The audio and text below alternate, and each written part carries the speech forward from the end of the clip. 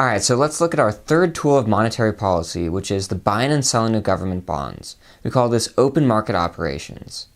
So the Fed can choose to buy or sell government bonds to individuals or banks. Let's look at what effect that has on the balance sheet of a bank. Now recall that the Fed uses monetary policy to try to influence the money supply. We saw that the Fed could change the reserve requirement in order to influence the money supply. Now we'll see that they can also use open market operations. So here let's look at a balance sheet. We have our assets and liabilities. Say we have demand deposits of 1,000, required reserves, let's say 100. Now what does this give us as a reserve requirement percentage? Well, here if we have to hold on to 100 when we have $1,000 deposited, that means that our reserve requirement must be 10%. Say that we have excess reserves of 600. We're also going to be holding bonds. Here this is 700, so this must be 300. That way both sides balance. Alright, how much can a bank loan out right now? Well, this bank can loan out 600. Let's look at what happens when the Fed chooses to buy bonds, which is what they're doing right now.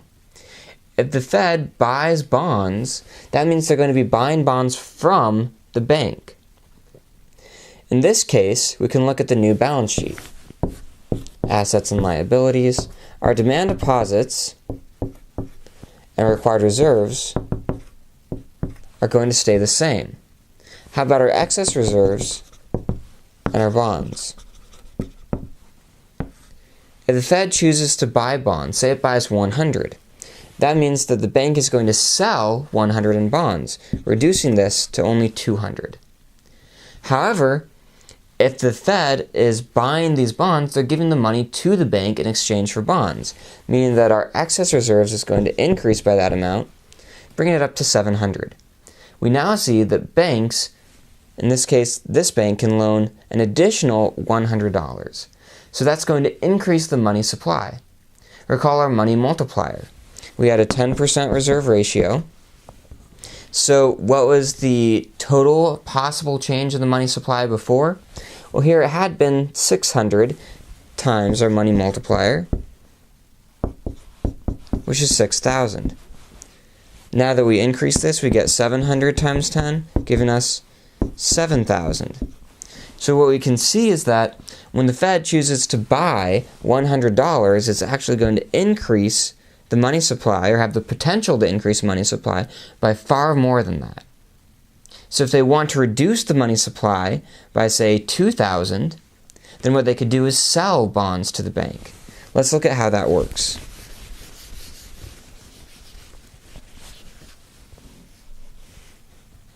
So say instead they were to sell $200 worth of bonds to the bank. That means our bonds would increase because the bank is buying those bonds. So here, that increases from 300 up to 500. Our excess reserves will decrease from 600 down to 400 because the bank had to pay the Fed cash for those bonds. Now we see that both sides balance. And let's look at our change in the money supply. Well, here 400 could be lent out, so we get 400 times 10, our money multiplier, giving us 4,000. Now, the money multiplier, here we're using what we call the simple money multiplier. The simple money multiplier is 1 divided by the reserve ratio. Now, that actually heavily overstates how much of an effect this is going to have.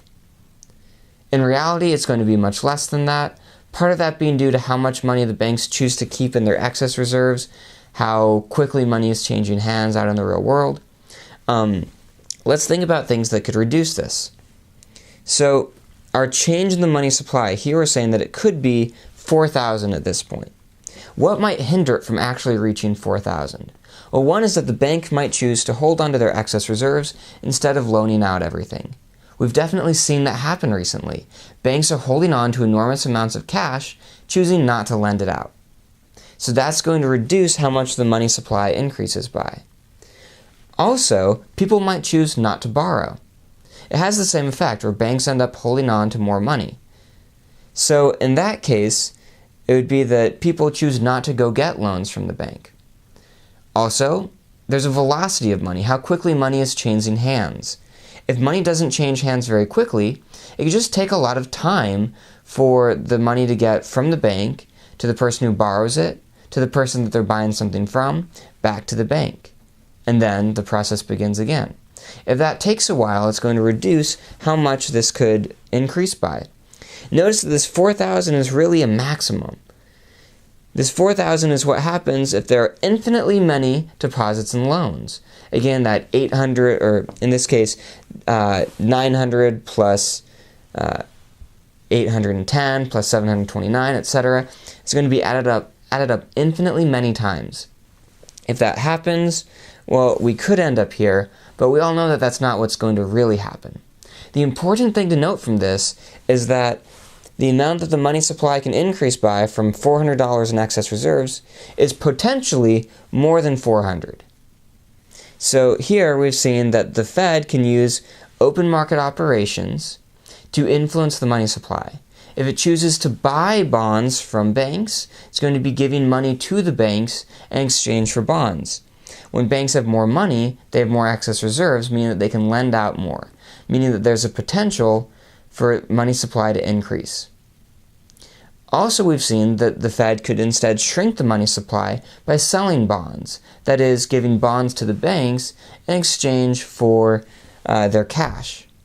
Now, why would a bank choose to buy or sell a bond? Well, here, open market operations are conducted, and the Federal Reserve chooses prices at which it can sell different bonds.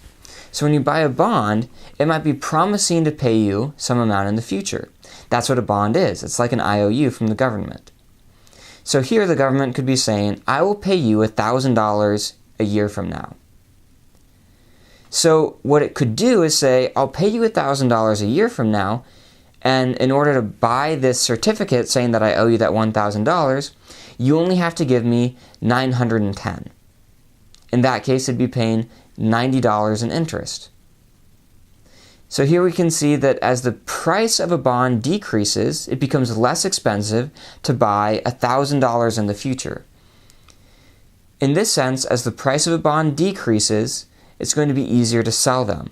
As the price increases, it becomes harder to sell them. Bonds, as of late, sell at very high prices relative to how much they pay out.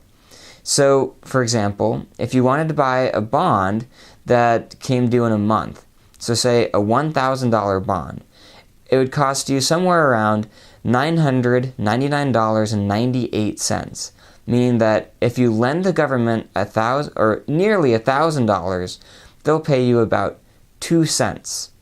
So it's a very little interest rate. You might ask, why is this interest rate so low? It's because the government isn't likely to default on their payment. Even during the government shutdown, that was roughly the price of a 1-month bond. People don't think that the U.S. government is going to default. And because of that, the U.S. gets extremely low interest rates on their debt. So here we can see that the government can use bonds in order to finance what they do, but also we can use monetary policy and the buying and selling of government bonds to influence the amount of money that is out there, or what we call the money supply. The money supply is just how much money people have. We'll think about how this is going to affect interest rates next.